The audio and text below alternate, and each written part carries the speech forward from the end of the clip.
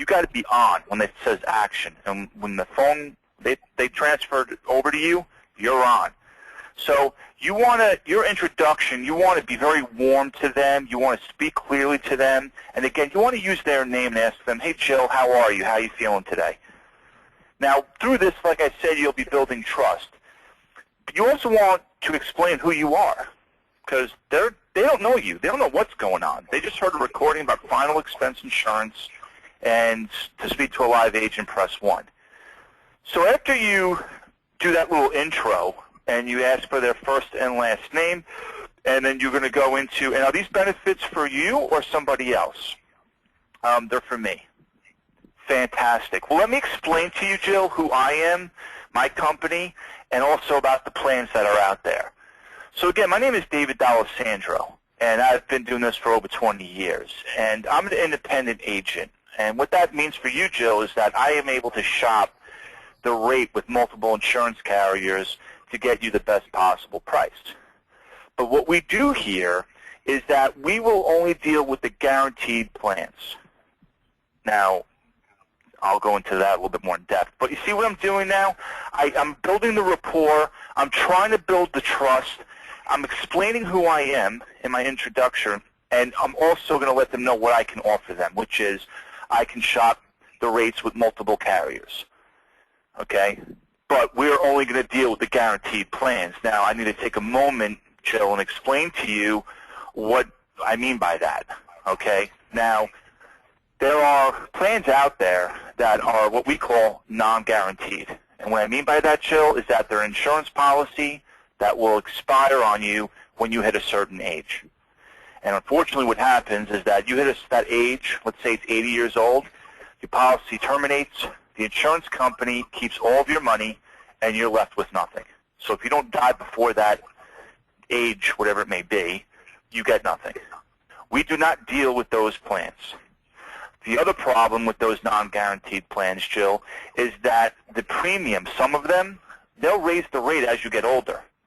Okay, they don't lock in the price. They'll give you what they call an introductory price or premium when you start the policy. But after 5 years, and sometimes every 5 years it will reset, your premium will go from $40 a month to $70 a month to $120. You see, as you get older, you're more of a risk, and the insurance companies will charge you for it. So those are the non-guaranteed plans. We do not deal with those plans. The plans we do deal with are fully guaranteed. Number one, you're covered for your whole life. This is a whole life policy. Okay, so it doesn't matter, Jill, if you die when you're 72 or 102 or 120. It doesn't matter. The policy will pay out a guaranteed death benefit, tax-free to your beneficiary. That's number one. Number two, the premium. When I give you the quote, that premium, if you qualify, is locked in. That price will never, ever go up. Not a penny. So you're 62 years old. So you'll get that when you're 75 years old. You'll still be paying the 62-year-old rate, and so on and so forth. So that's what we do for our clients. Okay, guys? So, again, you're going to explain who you are and what you can offer. It's very important you do that because, again, you're not face-to-face with them. You've got to establish that trust. The only way you establish that trust is explaining clearly who you are, what you can offer them, and then specifically you want to destroy. What am I destroying? I'm destroying term policies, okay? And I don't know if you folks know this, but there was a recent study out there. 97% of term policies never get paid out. So the insurance companies keep all that money 97% of the time. Only 3% of the time do they actually pay out a death benefit. I think those are better odds than the casinos. So you want to explain that to your clients. Yes, it's less expensive, but why would you pay for something that will not be there for you? Do you think you'll be the 3%? You'll be in that group? Or do you feel you'll be in the 97 percentile? See, what we're doing with whole life is that you'll be in the 100 percentile, okay, which means it's a guaranteed death benefit. That's what we focus on, and we shop the rate with only those companies that offer those plans. Jill, do you have any questions for me so far? Because I really need you to understand that. Okay, so now I'm reinforcing it. Next slide, education.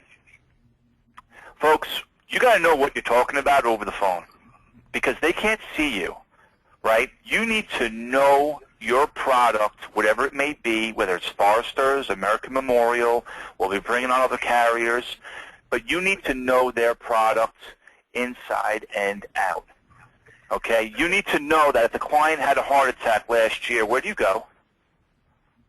If they had a heart attack 14 months ago, where are you going to go quote them? You're not going to go to American Memorial. They won't qualify. They will qualify in Foresters if that is their only health ailment.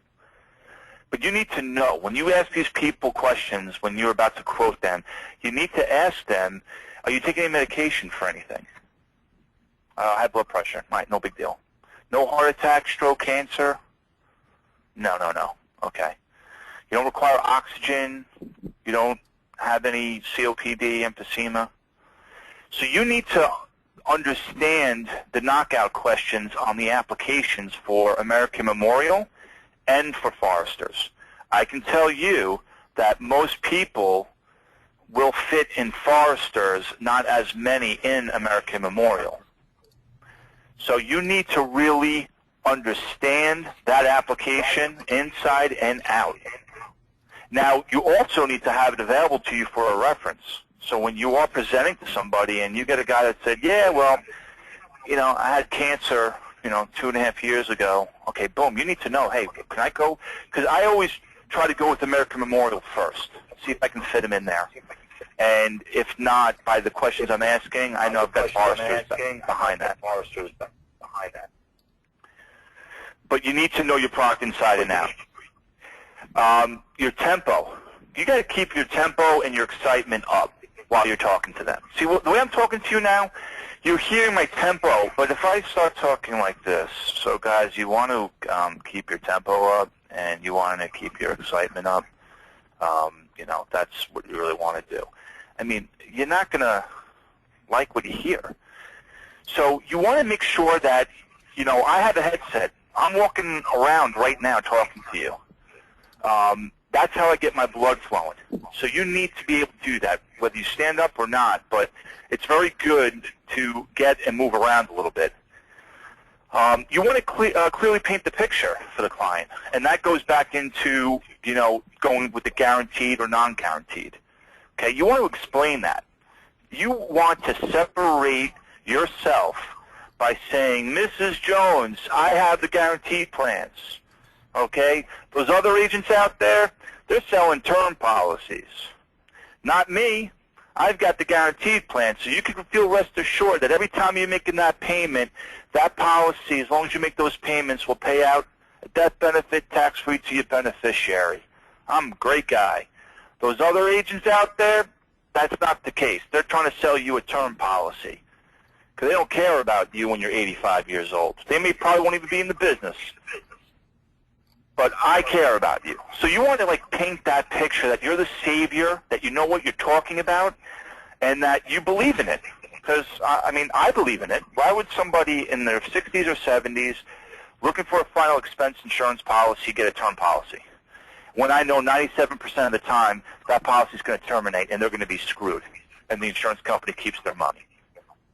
So you want to really paint that picture so they can see, even though they don't see you, but they're seeing a guaranteed product and a non-guaranteed product. Everyone will, even if they don't understand what you're saying, they hear the word guaranteed product, they want to go on that side of the fence. So clearly paint that picture. That ties into the benefits. They buy on benefits. We don't have, again, we're not in front of them. So they're not going to buy on your smile or buy on the fact that you've got a child the same age as they do. They want to know, what benefit are you bringing to the table? And again, you want to, if it's Foresters, I don't know if you guys know this, but this is where you need to get educated on Foresters. They have, with their policy, they offer a will for free for their members. There's a living will and a death will they give you. They give out school scholarships, $8,000 every year to their members and their member families. Children and grandchildren can get this. They give money if there's a natural disaster. They just cut, people get hurt in that tornado. They sent money, $800 $900, $1,000. So they do things other insurance companies do. So if you're going to be presenting foresters to the client, you want to highlight these benefits to them because they won't get it anywhere else. If it's an American Memorial, you're highlighting it's guaranteed, covers you for life, price is guaranteed never to go up, and oh, by the way, it's got a built-in savings account or cash value that every time you make your payment, part of your payment goes for the premium, goes for the insurance, the other part goes into the savings account. It builds up month after month, year after year. While you're alive, you could actually go into the policy and take money out. So, Mrs. Jones, this is the most comprehensive plan in the industry. And more importantly, with American Memorial, there is no waiting period.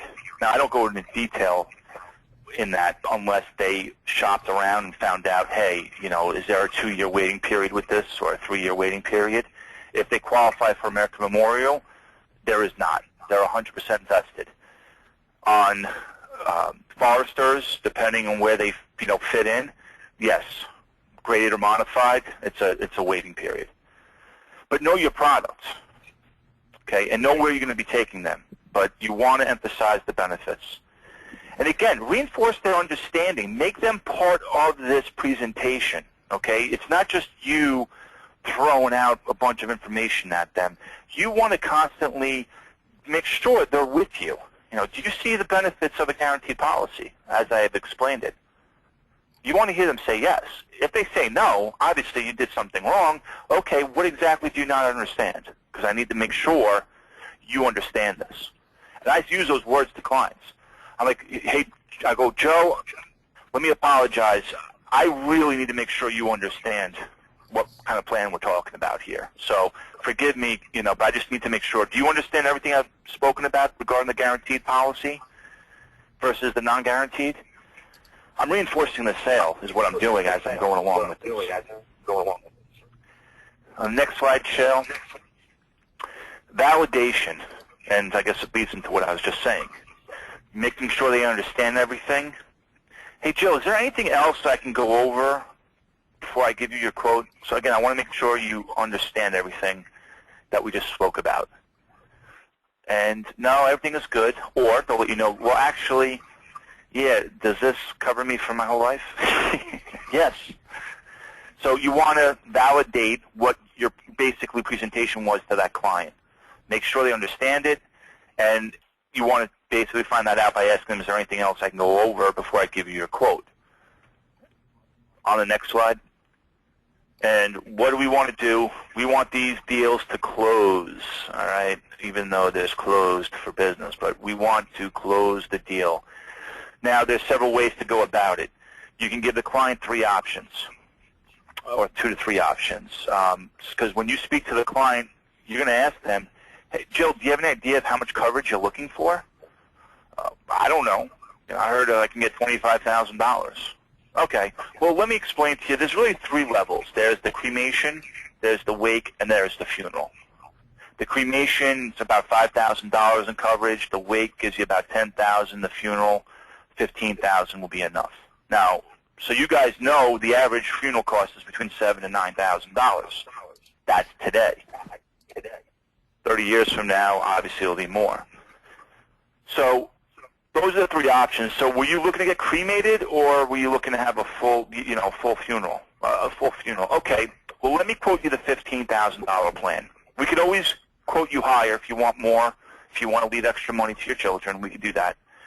But if you're just looking to pay for the funeral, it's $15,000 should be enough. Now, guys, when you do this, look at the age of the client you're talking to. If they're 78 years old, that $15,000 policy is going to be a lot of money. So you kind of want to tone it down a little bit because you don't want to sticker shock them. So you want to kind of massage them like, well, just so you know, Joe, people, at your age group are usually getting a $10,000 plan. Some get 5, some get 15. So what I'll do, because I'll have an idea of where they're going, what their budget is.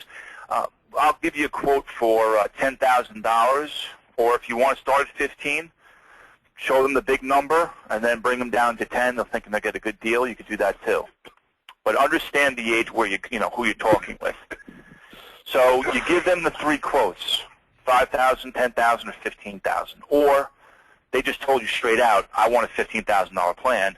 You quote them $15,000.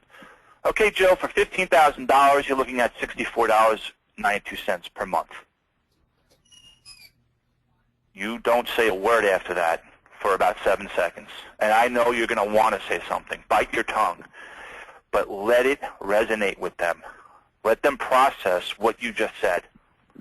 If you, because it's funny, because you sit there and you're like, okay, should I say something now? I mean, they're not saying a word. So you want them to say something, but you don't want it to be dead air for a long period of time either. So after 7 seconds, if they don't say anything, so Jill, let me ask you a question. Does that work for your budget? Or if you're quoting multiple plans, you know, which plan do you feel is good for you? But when you quote them, shut your mouth, let them say something. You will get clients that will say, oh, okay, that's good. Some clients may even say, you know what, how much is it for $20,000? So you just want to let them have that 5-7 seconds to let it resonate and see if they say anything. If they don't, then you need to come back to them and say, you know, all right, Jill, so does that work for your budget? Well, you know, let me think about it. I think you should think about it because this is an extremely important decision. In fact, that's why they give you 30 days to think about it. But what we're trying to do tonight, Jill, is really find the plan that fits your budget and then see if you can even get approved, because really there's nothing to think about if you don't get approved. So again, it was $48.92. Does that work for your budget, first off?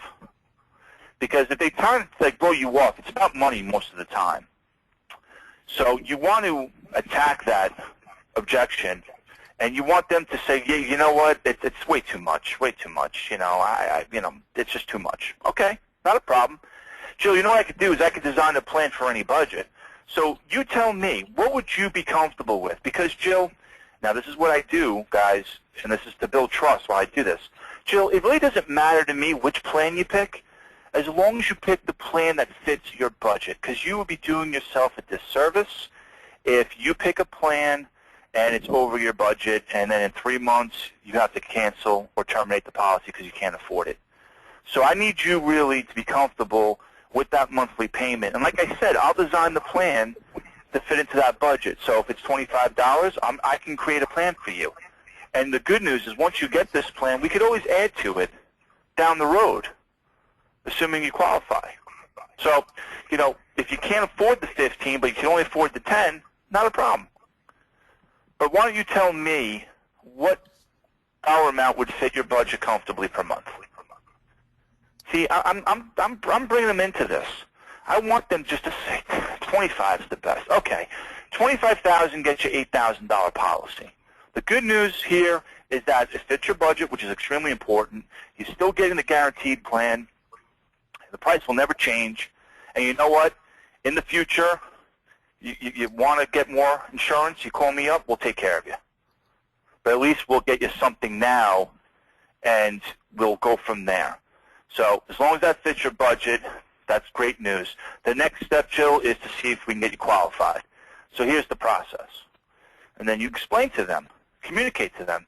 The process is we do the application over the phone, get some information here, and then we're actually going to get the representative from the insurance company on the line, and they're going to go over the application, and they're going to let us know, number one, if you've been approved, and number two, if you've been approved at the price that we're going in at. The good news, too, is that you get to pick when you want the policy to start. So you could have it start right away, or if you want to, let's say, start it July 28th, you could do that. Now, guys, so you know, you go out 30 days, just so you know. So when you do push it out there, it's 30 days.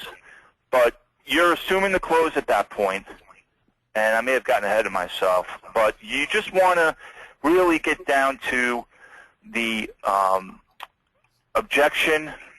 It's usually about price, or that they don't trust you, or you didn't come across good enough, and they just basically aren't going to do.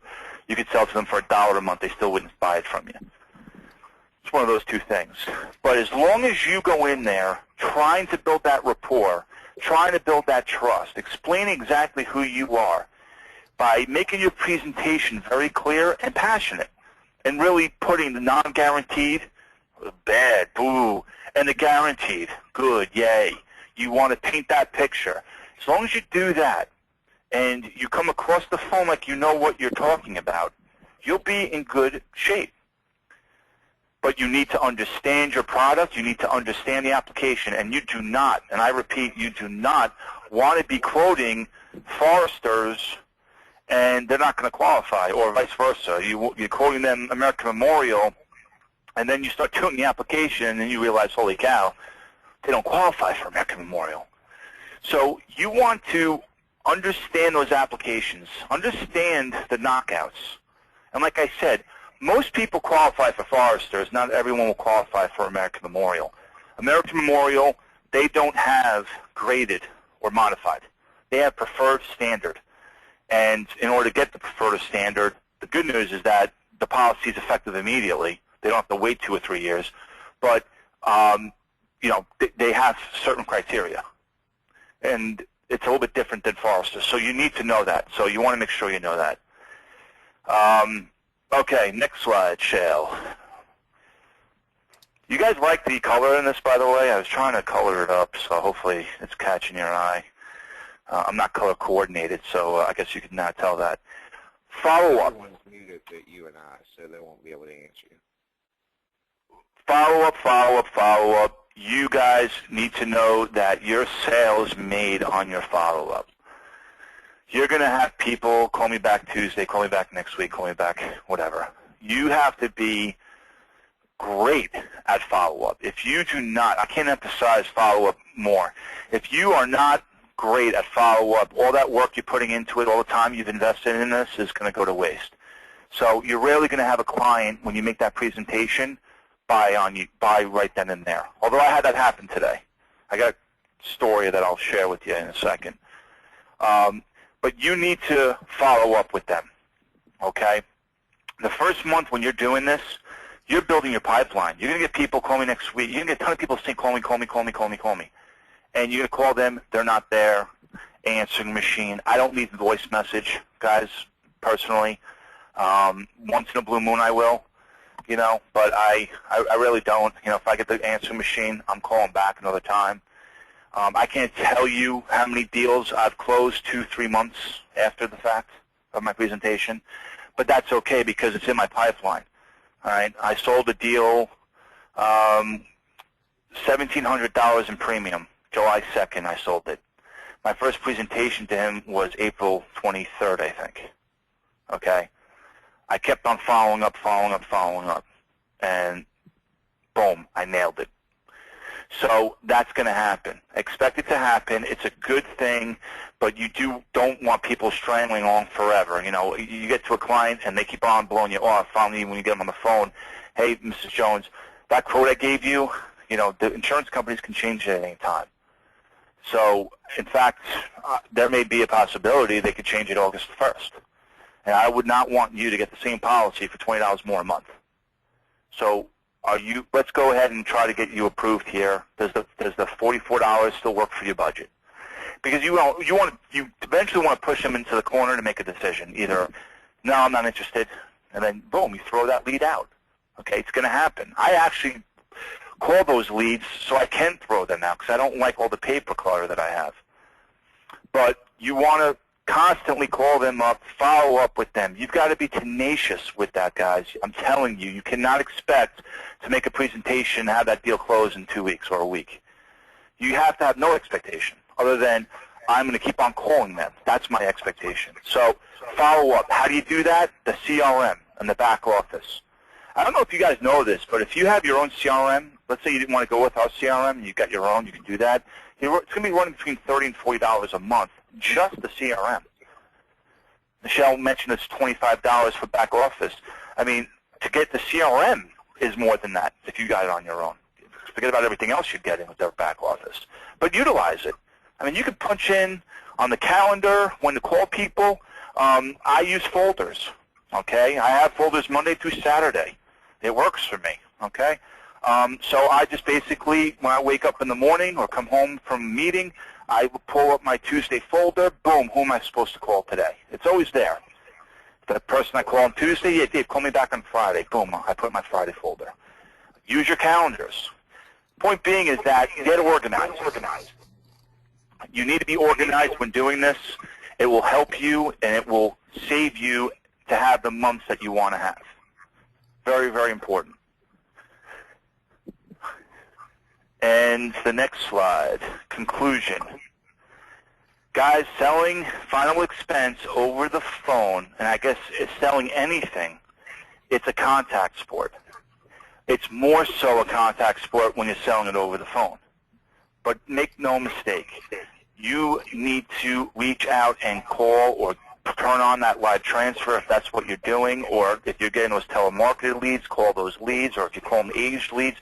But it's no doubt your success is very simple with this. The more people you call, the more people you talk to, the more people you present to, the more sales you're going to make. But understand, it's a contact sport. If you're not calling or receiving calls or following up whatever activity, then there's no lead in the world. There's nothing I can do for you. There's no lead. There's no script that will benefit you. So remember, it's all about the numbers. I've said that before. Obviously, we discussed the follow-up is critical. Again, being organized. Make sure you have, whatever you do, if it's a CRM, make sure it's organized. You're going into it every day. If it's folders, make it organized. Have it close by. Pull it out every day.